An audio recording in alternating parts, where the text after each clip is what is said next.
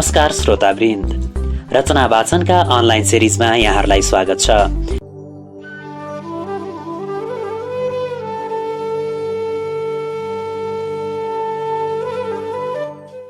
अब प्रस्तुत छ सम्झनाको सागरमा केही दिनको 7औं अङ्क।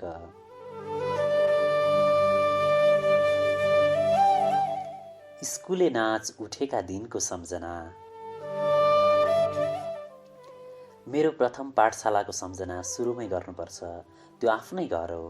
त्यो पाठशालाको पनि व्रतबन्ध नगरिन्जेलको विशेष भूमिका म सम्झिन्न, किनभने 8 वर्ष नपुगी व्रतबन्ध भएन। व्रतबन्ध नगरी चुलामा पढ्न मिलेन, भात पकाउन मिलेन, तर भाँडामा चामल भर्न पखाल्न मिल्थ्यो, बढार्न भाइ बहिनी हेर्न मिल्थ्यो। बिहानभरिमा एक मुठो घाँस वा अलिकति दाउरा खोजेर ल्याउन सकिन्थ्यो। आमाले भनेको सुन्छु, माइला आगो जोर्न अलिकति मसिना झिँझा लिएर आइज, साइला सानो भाँडामा खरानी लगा।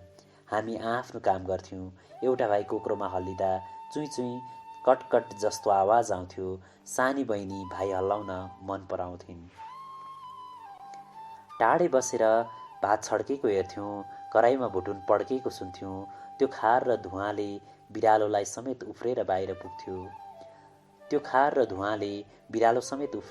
पुग्थ्यो। कहिलेकाहीँ भात पाक्ने बेलामा पानी भर्न जानु पर्थ्यो।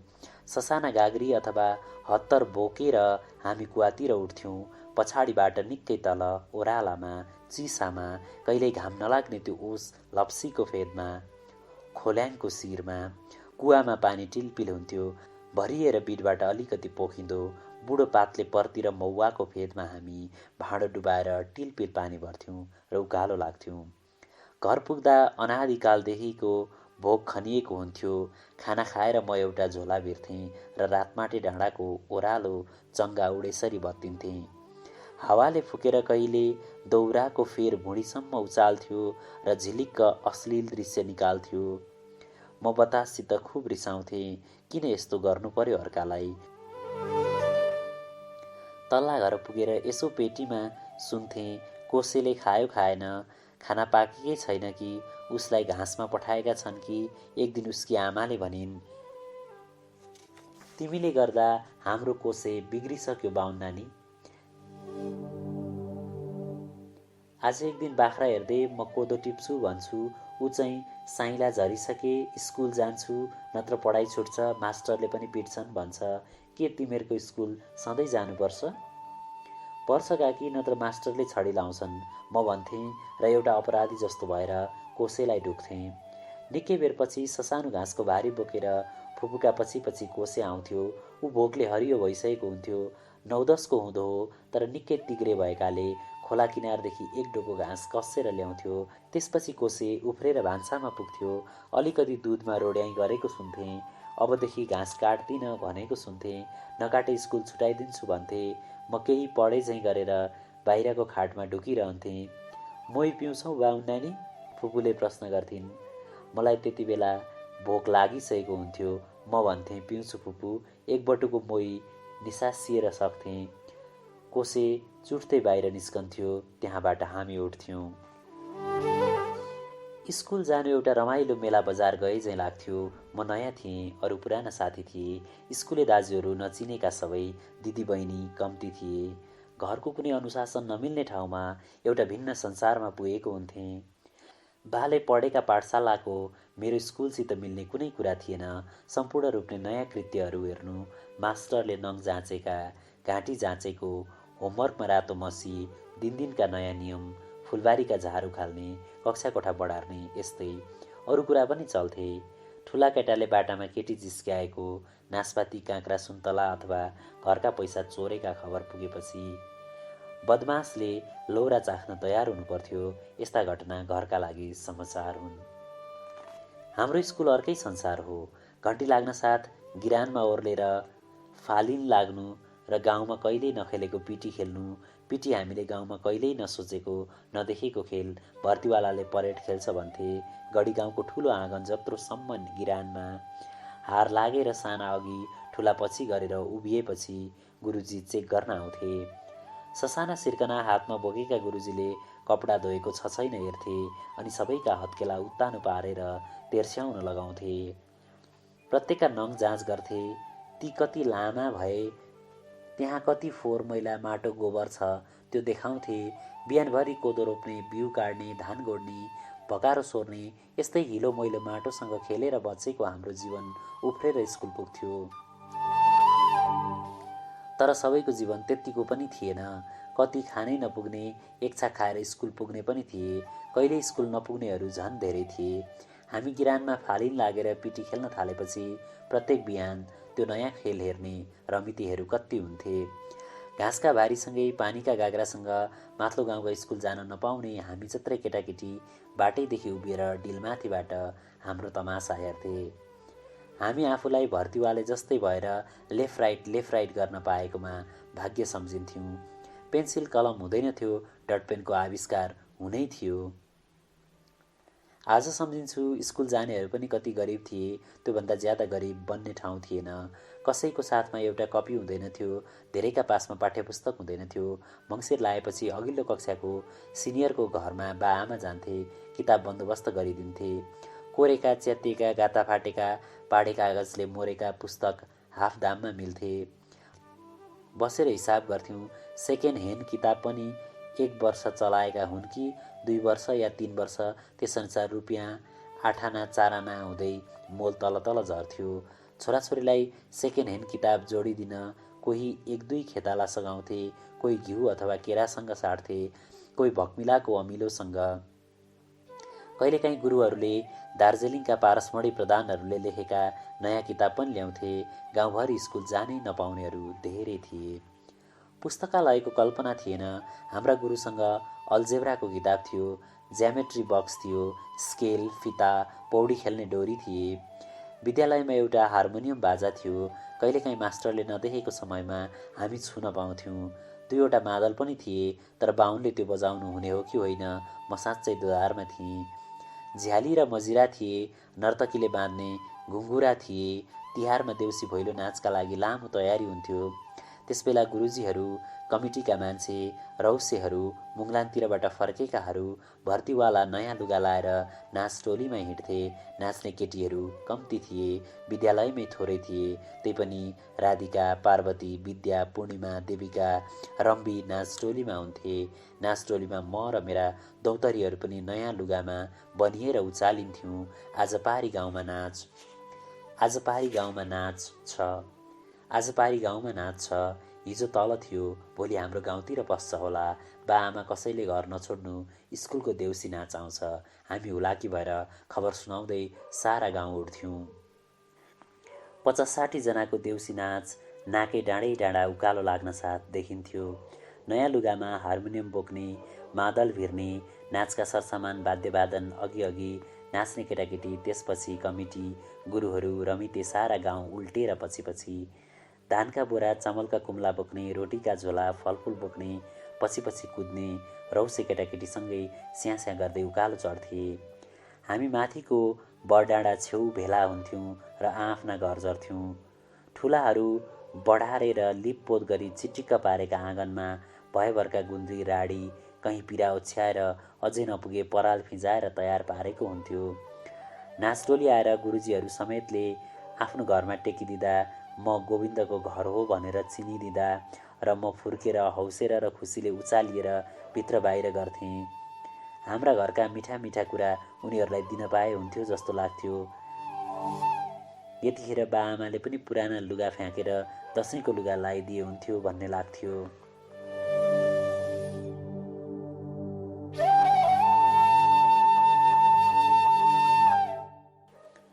सबै बसिसकेपछि बाजा बजाउने, थप्पडी मार्ने, नाच्ने, रमिते सबै ठिक्क परेपछि घरका मान्छे नयाँ लुगा लगाएर सिकुवामा निस्किएपछि महोत्सव सुरु हुन्थ्यो। हिमालको काखमा छ सानो मेरो गाउँबाट नाचको आइटम सुरु हुन्थ्यो। नौलो झिल्के चोली, छोटो बुट्टे सारी, शिरमा अनेक गहना, रङ गाजलले विचित्रकी देखिने पार्वती छमछम गर्दै खुट्टा बजाउँदै खोल्माबाट बीच आँगनमा पस्थिन्। भानु खरेल सरको हातमा हार्मोनियम, उतातिर जोरमादल, एक बाँसुरी, झ्याली, मजिरा सबै बज्न सुरु गर्थे। गाउने यो ऊ भन्ने थिएन। सबै स्कुले आँखा चिम्लेर सुरु गर्थे, हिमालको काखमा छ मेरो गाउँ। तर मेन कोरिस्टर भन्नु सर नै थिए, अरूले पछ्याउँथे। मलाई पनि गीत कण्ठ थियो, मनमनै नसुनिने आवाज निकालेर गाउँथेँ। अरूले देख्लान् र शरम होला भनेर गुरुजीतिर आँखा नजुदाई पारी भिरतिर हेरेर गुनगुनाउन बल गर्थेँ। तर मेरो भावना कति दमित थियो। मैले त श्लोकहरू कण्ठ पारेर मन्त्रहरू सुनाउनु पर्ने गुरुपुत्र मैले कसरी गीत गाउनु? मनको रहर र परम्परित कर्तव्य चेतना जुधेर म पुर्लुक्कै हुन्थेँ। अरू जसरी म पनि गीतका तालमा टाउको हल्लाउँ, जिउ अलिकति मर्काएर फिरिक फिरिक नाचौँ जस्तो भएर आउँथ्यो भित्रैदेखि। यता दैलाको ठेलामा बसेर बाआमा हेरिरहेका छन्, हाम्रो साइलो पनि नाचे हुन्थ्यो भन्ने छ कि नाच्ने विद्यातिर यो छोरो नलागोस् भन्ने छ कि हाम्रो नाच्ने जात होइन भन्ने छ कि मलाई के थाहा।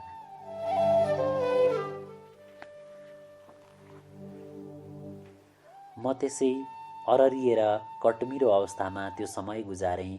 केटो नाच्ने रमेश, तिलक, रङ्गे र अधिकारीको छोरो पनि अलिअलि उफ्रेको होइन बाफ्रे। अरू कसरी नाच्थे? पुष्प शिवाकोटी सर आफै नाच्थे, मादलको तालमा कहिले कुप्री परेर कहिले पछिल्तिर ढल्केर बटारिएर फिरिक्क फिरिक्क घुम्दै। त्यस्तो नाच आजसम्म कहीँ देखिनँ।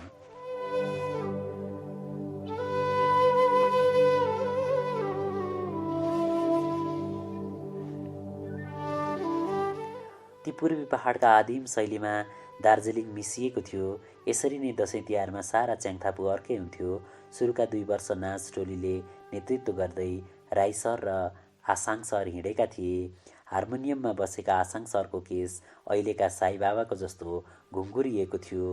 उनले हार्मोनियम लिएपछि थरथर जिउ काँप्थ्यो र उनको शिर अघि अघि वरिपरि झ्यामझ्यामका तालमा घुम्दा केस तल र माथि झपझप झर्दै उठ्दै गरेको, आँखा चिम्लेर शरीरको उपस्थिति बिर्सेका, ध्यान र गतिले डुबेका ती गुरु देखेर हामी स्तब्ध हुन्थ्यौँ। कोही भन्थे आसाङ सरले 2 वर्ष लाएर त्यो सिकेको, ती यतिखेर कहाँ पुगे थाहा छैन। सम्झिँदा किन किन साईबाबा जस्तो लाग्छ। उनी त्यसरी संसार बिर्सेर गाउन बजाउन सँगै थाल्थे। तल्लो घरको साइली माइली पानी भर्नु जान्छ कि? 7 घैला पानी छ, 7 महिनाको नानी छ, पानी भर्नु जान्न रे भनिदिनु।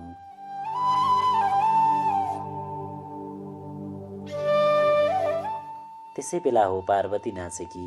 मलाई त्यो देख्दा तलको खोला किनारमा उड्ने जुरेली चरी जस्तै लाग्थ्यो।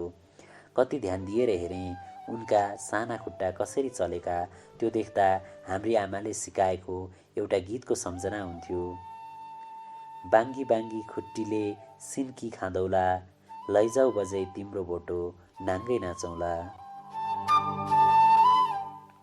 कस्तो शरम लाग्ने गीत होला, म सम्झन्थेँ। सिन्की खाँद्नु ठिकै छ, कसैका खुट्टी बाङ्गा होलान्, तर त्यसरी नाङ्गै नाच्नुहुन्छ र? पार्वती त्यसरी नाचिन् भने के होला? शरमले उनीतिर हेरेर म आफै खुम्चिन्थेँ। तर उनका आँखा गाजलले भर्दा अर्कै देखिन्थे। मलाई ती घुमाउरो पोखरी जस्तो लाग्थ्यो। ओठ गाला सबै लाली पाउडरले वा केले अर्कै थिए। ती गहनाहरू साँच्चै सुनका हुन् र? साना मान्छेका ठुला ठुला गहना, सुनको फुली र अरू घाँटीसम्म कण्ठ, शिरमा चन्द्रमा, मलाई थाहा छैन, तर ती पहेँला आकर्षक झलक झलक गर्थे। उनी त्यो लामो जामा लगाएर नाचेकी थिइन्। बेला बेला फिरफिर घुम्दा जामा उडेर माथि माथि पुग्थ्यो। पिँडौलामाथि घुँडा छोयो, त्यो पनि कटेर अलिकति तिघ्रा देखिए। यो मनमा कौतूहलता उठ्यो। अझै माथि यो मनमा शरम भो। छ्या, पार्वती त्यसरी त्यति माथि माथिसम्म अरूले देख्ने गरी फिनिनी घुम्नुहुन्छ र? त्यति साह्रो बेहोसी भएर नघुमौँ न, देख्नेले के भन्लान्? ती कुरा मेरो मनभित्रका संवाद हुन्। आज उषा किरणको स्वर सुन्छु। बोल्न त मन लाग्छ, बोली फुटेन। हाँसौँ कसरी, माया बोलौँ कसरी? ती दिनमा हामी 9-10 वर्षको हुँदो हो। पछि बुझेको माया त्यहाँ थिएन। कौतूहलता मात्र, जिज्ञासा मात्र, अज्ञात मोह र आकर्षण मात्र। के यस्तै कुरा हो माया? नाचको अन्तिम आइटम हुन्थ्यो यो नेपाली सिरोचाली संसारमा लम्किन्छ, जुन किरिझैँ ज्योति बाली अन्धकारमा लम्किन्छ। कसरी यस्ता गीत बनिए होला? हाम्रो मेलापातमा, घरमा, बजारमा सुनेका गीतहरूभन्दा कति फरक, कति नौला कुरा। एकादशी बजारमा गाउने गीतहरू किन हाम्रा गुरुजीले नगाएको होला? मेलापातमा सुनेर कति गीत मलाई कण्ठै थिए। मलाई कण्ठ भएका गीत कसैले गाएन, तर त्यो प्रश्न मनैमा अनुत्तरित रह्यो। अझै त्यही छ, त्यो नाच जीवनको ठुलो महोत्सव थियो। कहिल्यै नभुल्ने रङ्गीचङ्गी र विचित्रको संसार। हाम्रो समाजमा, संस्कृति चेतनामा त्यो व्यवस्थित, त्यति भिन्न नाच कहिल्यै देखेको थिएन। देउसे भैले अर्कै हुन्थे। नाचमा एउटा डँठुवारे पनि हुन्थ्यो। ऊ बेला बेला टिनको बट्टामा हालेर पटका पड्काउँथ्यो। हामीले नदेखेका कुरा बन्दुक जस्तै ड्याम्म गर्दा खार जस्तो धुवाँ उडेर आँगनै धुमिल हुन्थ्यो। मुखुन्डो भिरेर हामीलाई जिस्क्याउने र तर्साउने त्यो अप्रिय मान्छे त्यहाँ नमिसिए पनि हुन्थ्यो। ढटवारेको गीतको अंश यस्तो हुन्थ्यो। खोर्सानीको ढिँडी बुढी पहिलो हिँडी, म परे अलपत्र लिन्ठिङ लिन्ठिङ।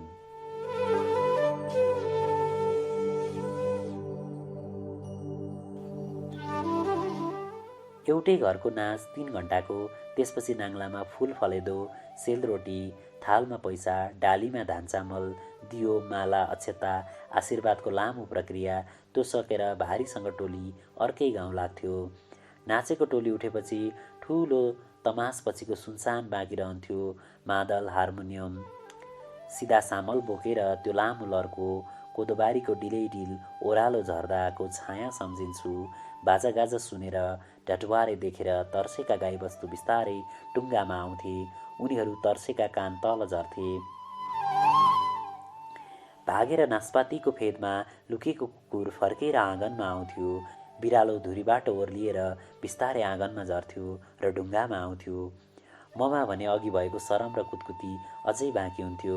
म अझै सम्झन्छु, पार्वतीको जामा उचालिँदै उडेर अझै माथि पुगेको भए के हुन्थ्यो। त्यो रहस्य र कौतूहलता अझै बाँकी छ। नाचेको बेला उसका काला आँखा वरिपरि घुम्थे। त्यसबेला मलाई पनि देखे कि म भन्न सक्दिनँ। पछि स्कुल लागेपछि सोधौँला, तर आमाले भनेको सम्झन्छु। माझनकी कान्छी छोरी कति मजाले नाचेकी, हेरिरहँ जस्तो। ती गहना पनि कति झरीझुट्टै। उहिले हाम्रा पालामा बाहुनकी छोरीले किलिप लाउनु हुँदैन भन्थे, आजकल लाउन थालेछन्। पार्वतीका चुल्ठामा जोर किलिप थिए। ती देखेर आमाले भनेको,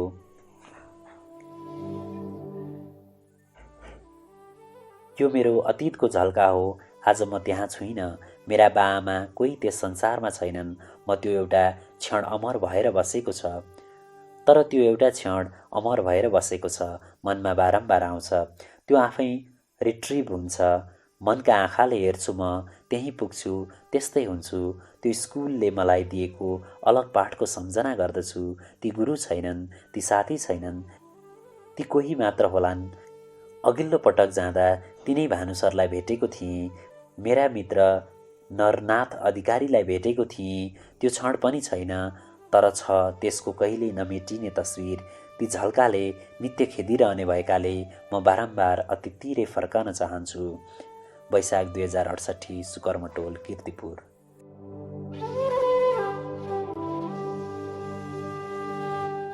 श्रोतावृन्द, तपाईहरू सुन्दै हुनुहुन्छ सम्झनाको सागरमा केही दिन। यसको अर्को अध्याय अब अगाडि वाचन हुँदैछ। ठाडे खोला बगरको त्यो वनभोज। आफ्ना प्रारम्भिक शिक्षाका दिनहरू सम्झँदै लाँदा कति कुरा त धमिला भइसकेछन्। 4 दशक बितिसके, धमिलिनु स्वाभाविकै हो।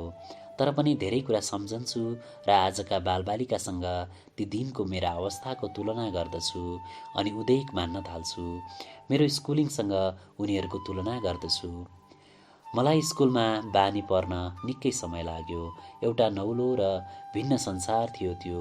त्यहाँ अर्कै व्यवहार थियो। उठ्ने, बस्ने, बोल्ने सबै कुरा विचित्रको। कस्तो नयाँ जगत। घरैमा अङ्क र अक्षर सिकेकाले मलाई पढाइमा कष्ट परेन। म जोडिएका अप्ठ्यारा संस्कृत शब्द सजिलै उच्चारण गर्न सक्थेँ। स्कुलमा ठस ठस कनेर अक्षर फुटाउने साथीहरूको अगाल्तिर म फरर पढ्थेँ। साथीहरू छक्क परेर हेर्थे। म भुत्ते गाउँले केटो भए तापनि छिट्टै हिरो भएँ, गुरुजीहरूको प्यारो भएँ। तर स्कुलले जीवनमा 5 थर च्याङथापुको हरि मिडिल स्कुलमा 2 पटक निकै गम्भीर समस्या आइलागे। म ती बिर्सन सक्दिनँ। ती हुन् वनभोजमा परेको उपाध्याय बाहुन र पहिलो पल्टको स्कुल युनिफर्म। म आज पहिलो घटनाको मात्र सम्झना गर्न चाहन्छु। त्यसो त हामीले घरैमा पनि वनभोज खाएका हौँ। नाम्रै घरमा कात्तिक लागेपछि आमाले वनभातको कुरा गर्न थाल्नुभयो। त्यो कुरा हामीले सुनेदेखेका थिएनौँ।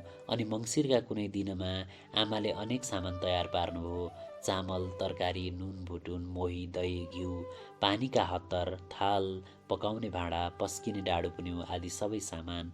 हामीले कोदोबारीको छेउमा कोदो टिपेको नरुवामाथि त्यही दाउरा पानी सबै ओसार्यौँ। आगो जोरेर आमाले सबै कुरा पकाउनुभयो अनि हामीले खुसी भएर खायौँ। आकाश बादल रहित थियो। अलिकति घाम बाँच्न आएको मोही पिउँ। भरे भरे सामान घरमा ओसार्यौँ।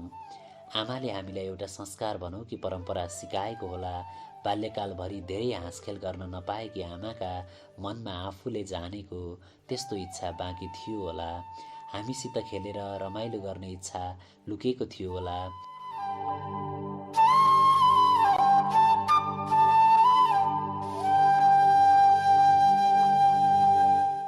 पछिसम्म भन्ने गर्नुहुन्थ्यो, मेरो माइतमा यस्तो गर्थ्यौँ, फेरि उस्तो गर्थ्यौँ।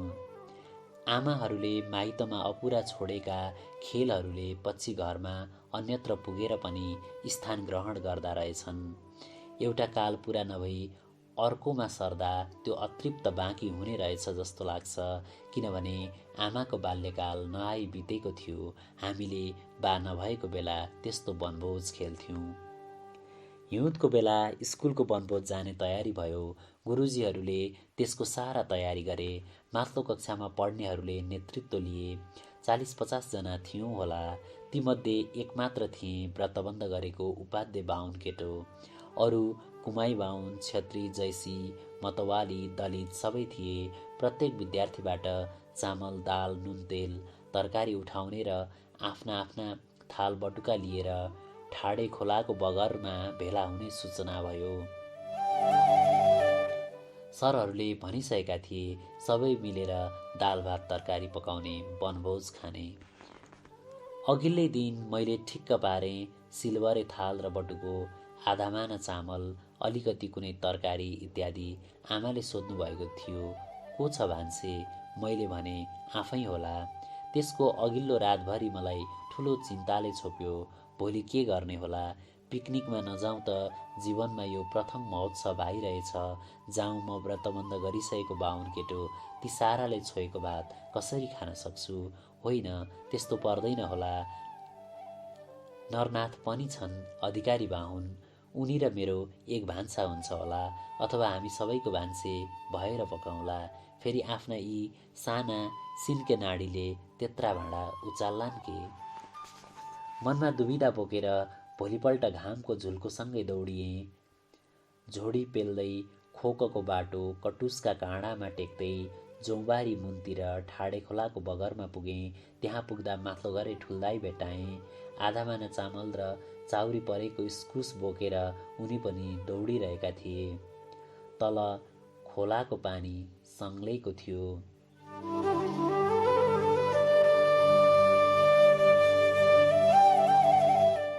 पौडी खेल्ने दह तयार थियो।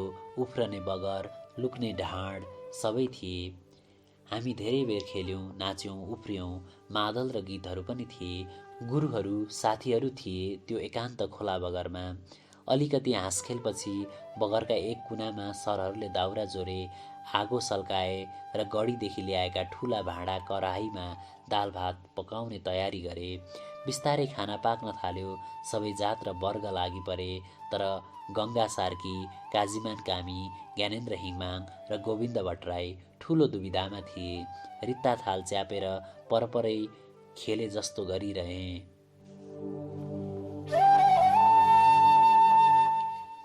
अब यो खाउँ भने पनि समाप्त हुनेछु, नखाउँ भने पनि भोकले समाप्त हुने अवस्थामा छु।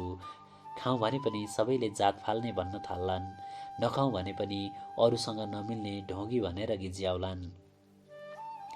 पिकनिक पाकिसकेपछि सबैले आफ्ना थाल थाप्दै बगरका ढुङ्गामाथि चढ्न थाले।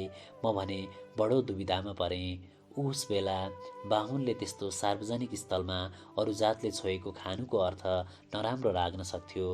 फेरि मैले बाको प्रतिष्ठा सम्झेँ। त्यसैले हातमा रित्तो थाल बोकेर त्यो चिसो बगरमा म निक्कै कुदेँ। वर र पर गरेँ। सरहरूले पनि जोड गर्न सकेनन्। नरनाथ अधिकारी आएनन्, तर थाल थाप्न सकिन।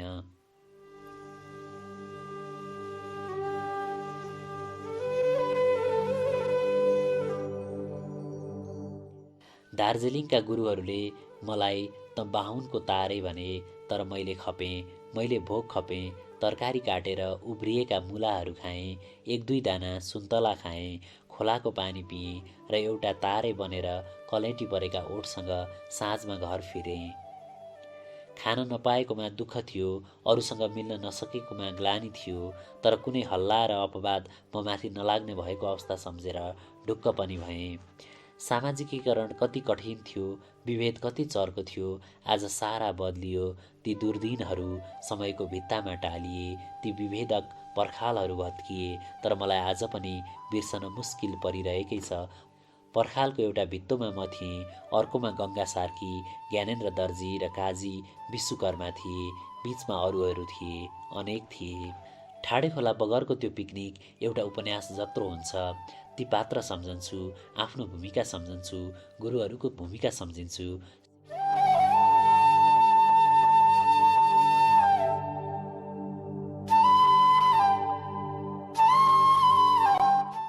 शिक्षाले समताको चेतना ल्याउन बल गर्दै थियो, तर सकेको थिएन। आजको 9 वर्षे बालकलाई यस्तो घटना केवल दन्तकथा लाग्न सक्छ, तर अलि अघि हामीले भोगेको समय अर्कै थियो। एउटा बुढो इतिहास ओढेर दिनभरि खोलाको किनारमा म भौतारिरहेँ। मनमा अलिकति हर्ष र अरू विस्मात बोकेर, अलिकति विजयबोध र अरू ग्लानि बोकेर, अलिकति आत्मसम्मान र अरू आत्मनिन्दा बोकेर। बेलुका घर फर्किने बेलामा घुँडा काप्न थालेका थिए। कटुसका काँडा टेक्दै घर पुगेँ। आमाले नजा पर्दैन भन्नुभएकै थियो।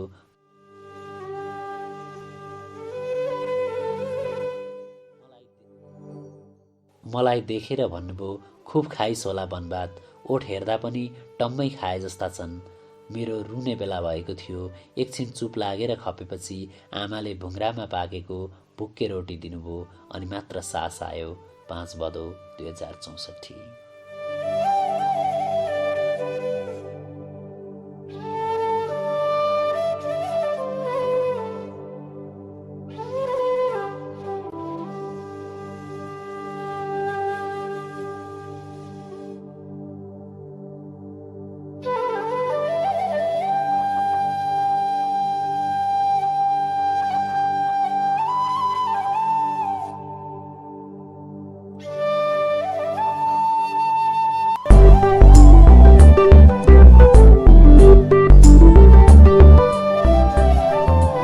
आजको श्रृङ्खला यतिमै अन्त्य गर्ने अनुमति दिनुहोस्।